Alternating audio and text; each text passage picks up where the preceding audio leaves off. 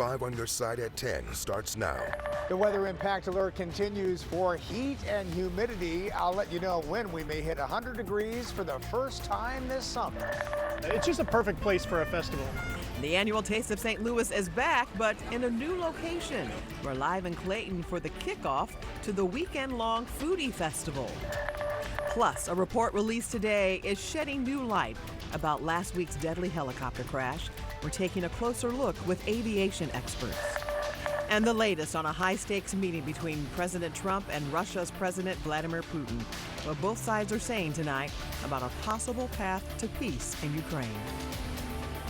We start tonight's show with a weather impact alert. Right now, extreme heat is hovering over the bi-state, and it's only going to get hotter over the next few days. Thanks so much for joining us. I'm Kelly Jackson. Hope you're staying cool on this Friday night. Let's get straight to meteorologist Jim Castillo, who was tracking how hot it's going to be over the next few days, Jim. Yeah, hi, Kelly. We know this high pressure is a little bit different than what we've had this summer because we've only hit 97 twice in July and went back to June and we hit 96 about 4 times.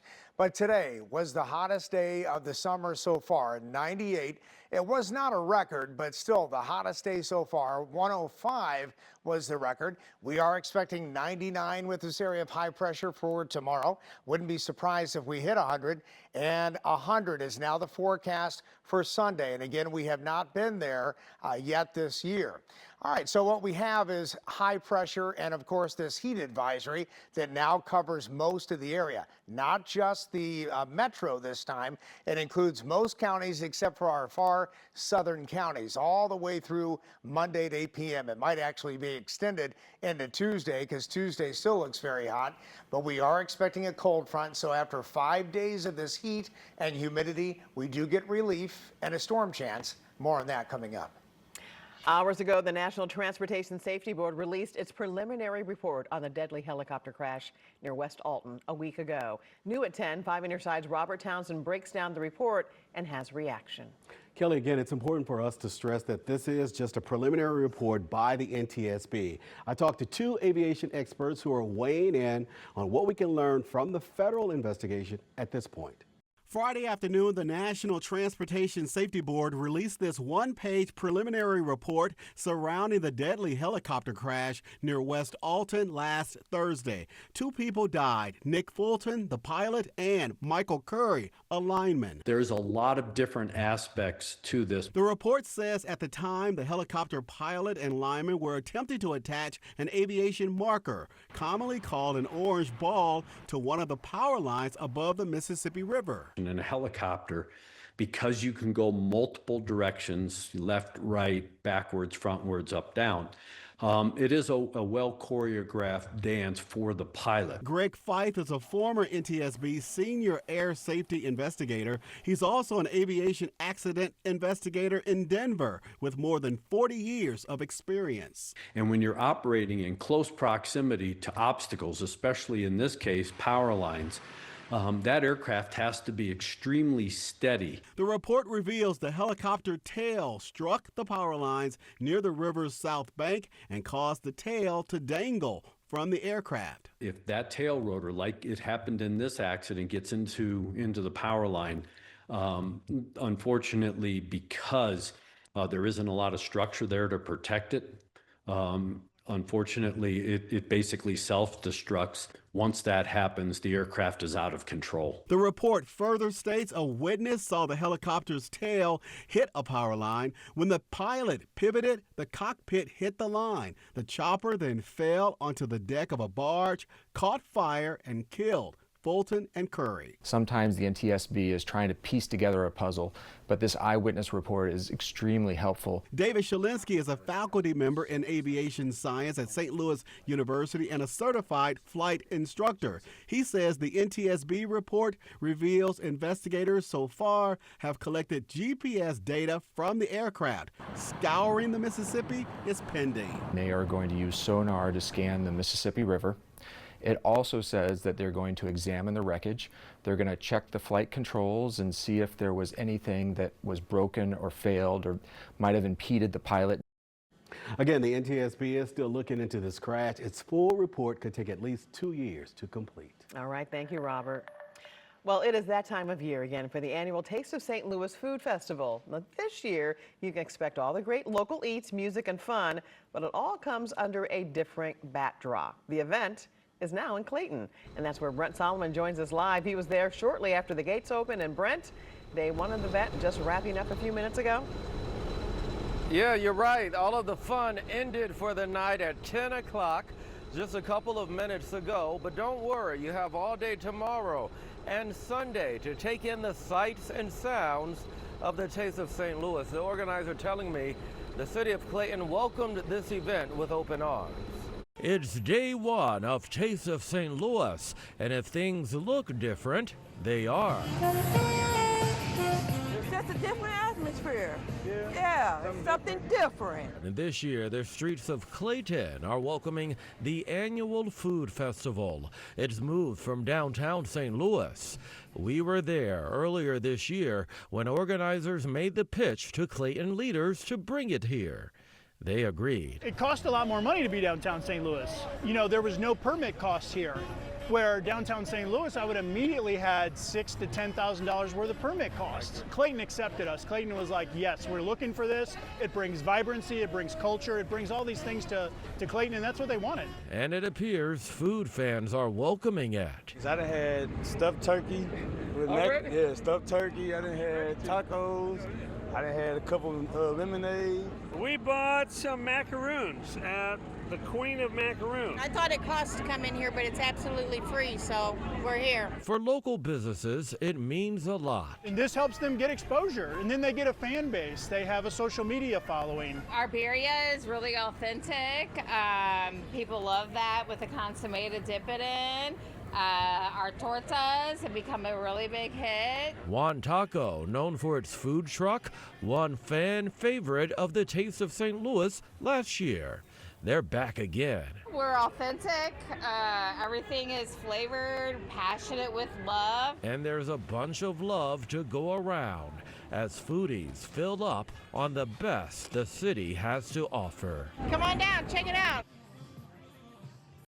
All right, now the Taste of St. Louis is back open tomorrow and Sunday at 11 a.m. All of the excitement goes until 10 o'clock tomorrow night and 6 o'clock on Sunday evening. We're live in Clayton. Brent Solomon, 5 on your side. Tonight, crews have finished repairs on a water pipeline that has more than 100,000 people under a boil water advisory. The advisory impacts residents and businesses in St. Charles and St. Peters. St. Charles Mayor Dan Borgmeyer says a private contractor hit a major water pipeline that supplies both cities. Despite the fix, city leaders say you should continue boiling your water for at least 3 minutes. Now officials will begin testing the water. If results come back clear, the boil order could be lifted by Sunday. Tonight, neighbors in St. Louis are pushing back against the city's plan to end its alley recycling program. City leaders call the program a waste of money. They say collected recycling ends up in landfills instead of being recycled. Instead, the city plans to open more drop-off facilities for recycling, but critics say additional drop-off sites can't replace a service that comes to you.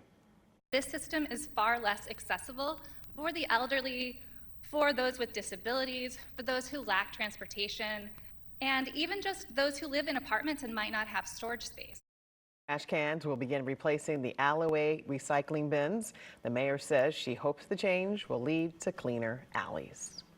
Today was the last day for the interim commissioner of the St. Louis City Jail. Doug Burris was hired earlier this year to make improvements at the City Justice Center. It follows years of issues inside the jail, including riots, injuries, and deaths. Burris's position was always temporary. He says improvements have been made, and it's time for him to move on.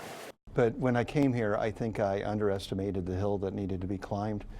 And because of that, I thought I would have this place running in half a year, but we had to learn to crawl and then walk before we could run. We're walking now. We're not where we need to be, but we will be. Right now, interviews are happening to fill the permanent role. Burris will stay on as standby as a mentor for the new hire. In the meantime, Deputy Commissioner Tammy Ross will take over.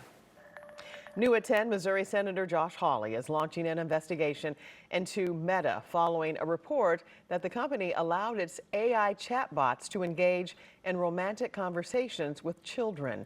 The probe comes after Reuters published an internal Meta document outlining acceptable behavior for AI chatbots. Now, according to the report, one chatbot was allowed to speak inappropriately to an 8-year-old. The guidelines also stated it was acceptable for chatbots to describe children in ways that highlight their attractiveness, even though explicit content was prohibited for users under 13. Hawley is demanding Meta turn over its AI content policies and child safety standards by next month. All eyes were on Anchorage, Alaska today as President Trump met with Russian President Vladimir Putin. The two leaders emerged from their meeting optimistic, but very few details were released about whether a peace deal between Russia and Ukraine would take place. But one key figure was missing. Maribel Gonzalez is in Anchorage with details on the historic meeting. President Donald Trump and Russia's President Vladimir Putin coming together for a high-stakes meeting Friday in Anchorage, Alaska. We had an extremely productive meeting. The two world leaders and advisors discussing a variety of issues, including economic matters. But the most critical topic, finding a path to end the Russia-Ukraine war. While both leaders appeared optimistic, specific details about their discussions were not released. Russia has its own national interests. I expect that today's agreements will be the starting point, not only for the solution of the Ukrainian issue, but also will help us bring back business-like and pragmatic relations between Russia and the U.S. It's been nearly 3.5 years since Russia launched a full-scale invasion into Ukraine. This map shows the areas now occupied by Russian troops. Hours before the two leaders met, Russia ramping up missile strikes against Ukraine. Ukraine President Volodymyr Zelensky, who was not invited to attend Friday's meeting, saying this ahead of the summit. The war continues. It continues precisely because there is no order, nor any signals from Moscow that is preparing to end this war. They are also killing on the day of the negotiations, and that speaks volumes. Trump says he will discuss the details of Friday's meeting with members of NATO and Zelensky. We haven't quite gotten there, but we've made some headway. So there's no deal until there's a deal. Many European leaders putting pressure on the U.S. to include Ukraine in any decisions that are made to ensure peace. And tonight, President Trump says he will call Ukrainian President Volodymyr Zelensky to discuss what was talked about at the meeting. It's almost back to class for St. Louis public school students. The start of school comes with a twist for some. The May 16th tornado means class will start in a new building. They're changing the bus stops. They're changing so much. So as a parent, I'm going to be worried. Concerns from parents with the district's relocation plan and the response from school leaders. We'll be under a heat advisory all weekend. The muggy meter's on full blast. When this heat wave breaks, and I'll time out our next storm chances. Tonight, more than 1,200 new Billikens are making themselves at home. St. Louis University's newest class spent the day moving their things to campus. Next up is orientation week, which lasts through the 19th. Fall classes begin the next day. As the school year kicks off, Cahokia Heights Police and school officials are teaming up to crack down on unsafe driving in school zones. They're reminding drivers to be aware of lowered speed limits near schools and that using your phone while driving is illegal. Enforcement begins Monday, run to the 29th. Citations will be issued for violations. It is countdown to the new school year for thousands of St. Louis public school students, and for many, they will temporarily kick it off in a new building due to the May 16 tornado. 5 on your side's Robert Townsend takes a closer look and has reaction from one concerned mother.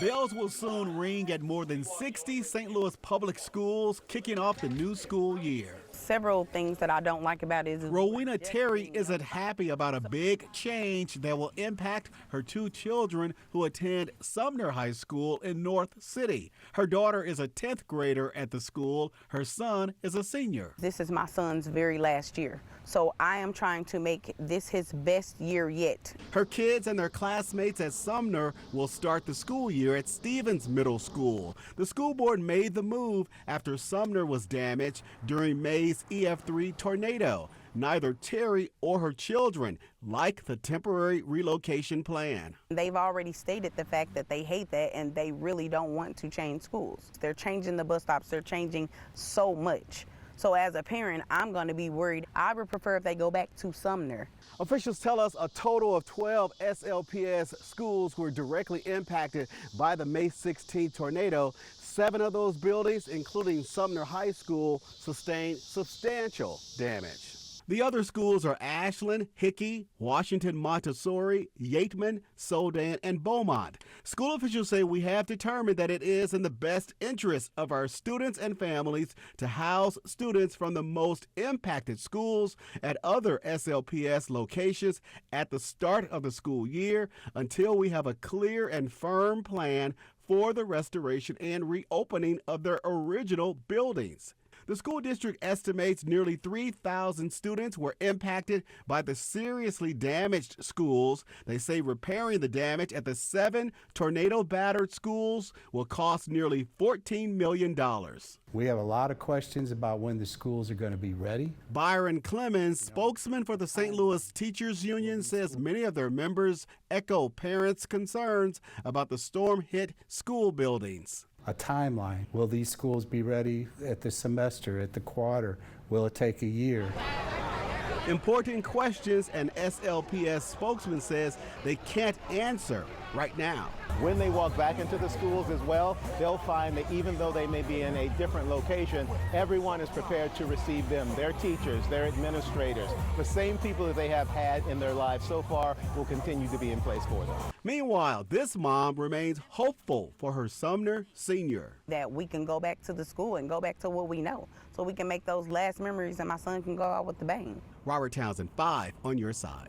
And SLPS spokesperson Carl Mitchell says their intention is to get students back into their original buildings.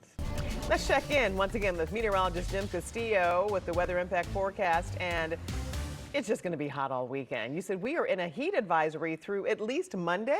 Yes, at least Monday, and it may be, like we were just talking about, extended into Tuesday. It all depends on how quickly this cold front moves in Tuesday. It probably will be extended is my thinking. And again, that heat index was over 100 today. So you do 4 days of that in a row. That's the heat advisory criteria. And that includes almost every single county except for Reynolds, Iron, Madison, Perry, and Jefferson County, at least in Illinois there. But the Jefferson County, Missouri, definitely under that heat advisory.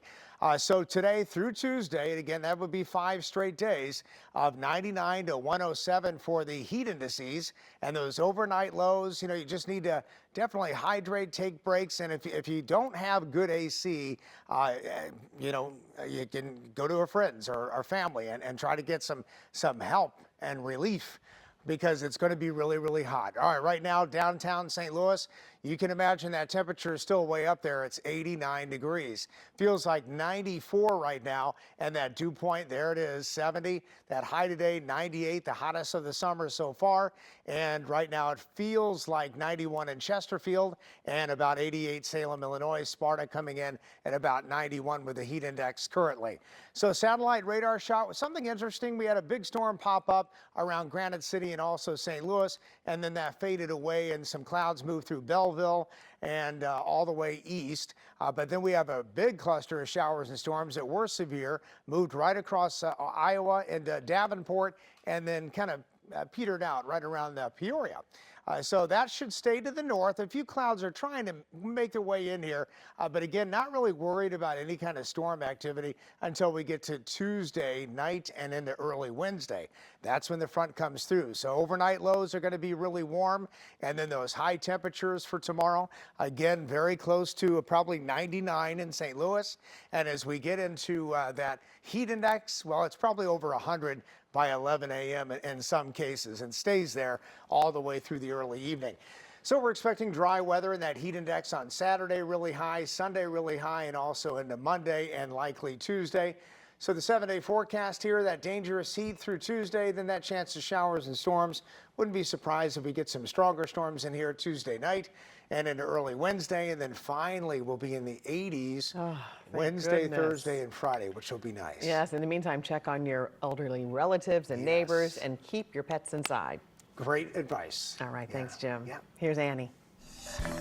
Well, a could have been sentimental night at Busch turns into a struggle against New York. Plus, it's a fan-focused face-off at Lindenwood University tomorrow, hopefully quenching the thirst for our area's collegiate football fanatics. All that coming up.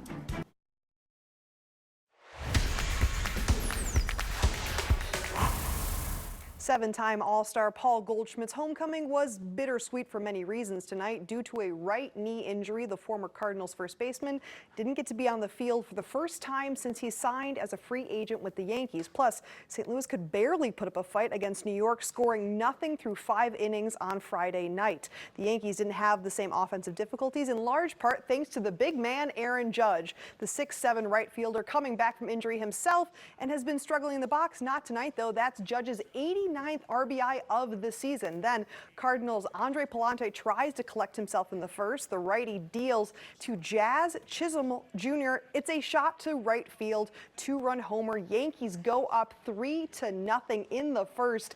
Adding insult to injury, it's going to be Jason Dominguez. He's going to hit this one into the gap, into left field.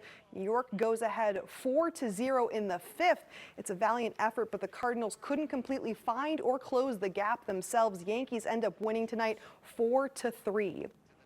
And the Brewers have done it as of this evening, winning lucky number 13 in a row. The last time Milwaukee lost, well, that was the end of July. Andrew Vaughn gets things cooking in the third, a Brewers 3-run homer. That's going to make it 8-5. Cincinnati was sitting on a 3-run lead at this point, but not for long. William Contreras looks like an easy double play. Not so much for the Reds. Turns into a bobbled second base grab. Bases eventually are going to get loaded in the fourth for the Brewers. Christian Yelich wouldn't miss the opportunity up the third base line. Milwaukee ties things up 8-all. They would shove 2 more runs down Cincinnati's throat. Brewers win 10-8 tonight. The Central streak continues heading into tomorrow. So I'm caddying for Nick Jonas. It was really exciting. I mean, I was standing up there. Jack Greff was like, "You are going with Nick Jonas." And I was like, what? Nick Jonas isn't selling out football stadiums and arenas. You can find the musician teeing it up on the golf course, more specifically Caves Valley Golf Club in Owings Mill, Maryland, this week for the BMW Championship Pro-Am. This historic leg of the FedEx Cup golf playoff is 1 year away from coming right here to St. Louis. The youngest of the Jonas brothers teed it up on Wednesday to support the Evans Scholarship Foundation. It's a full ride to college, including room and board for about 1,200 exceptional caddies across more than 20 universities nationwide this year. Kevin Jonas also made an appearance in Maryland, signing autographs for fans, boding well for who we may get to see play at Belle Reve Country Club in August of 2026. And on day 2 of the BMW, it's #1 world champ Scottie Scheffler, who sits in the silver medal spot. A 73-foot putt right here on 18 for Scheffler was a brutal 2-putt, but back at the green, steep downward slope, heads all the way down. Scheffler makes this look way too easy and turns this into a 2-putt almost completely out of the way. He would get it done, ending today with a 65, but it's this guy right here, Robert McIntyre, who leads the BMW Championship, relatively unknown, with probably one of the best shots of the day on the 18th approach, but we've all been here. McIntyre barely misses on the right side. Brutal to watch, but he has enough wiggle room as of now. He's sitting 14 under heading into Saturday, and he's 5 shots ahead of Scheffler. Lindenwood University is hosting a scrimmage and their football fan fest tomorrow. Activities for fans run from 5 o'clock to 9 p.m. Full of activities in St. Charles. A public practice to see this now playoff eligible team runs from 5 to 7. Of course, this is a crucial year for the Lions. After 4 years, they can now qualify as a D1 team to compete in the FCS playoffs, and they still have their start of the season coming up, so they have very little room for error. And of course, we're 2 weeks away from college football in general, Kelly, so you've got Mizzou coming up against Central Arkansas. That's on Thursday, August the 28th. And then you've got Illinois, who's going to be taking on Western Illinois in exactly 2 weeks from right now. Oh boy, so much Kelly, going can you on. tell I can't wait? I have to go back to that caddy who Tell felt me. so lucky to be caddying I for would the freak Jonas out. brothers. We have many producers who would freak out. I'd be very excited to caddy for Nick Jonas. Sam Ware, our producer. She would absolutely die. She would. All right, thanks, Annie. Coming up, we have a sweet update on the progress being made to give these pups a forever home after they had a rough start. Just want to let you know that some of the 200 pets rescued from a hoarding situation are now available for adoption on the Humane Society's website.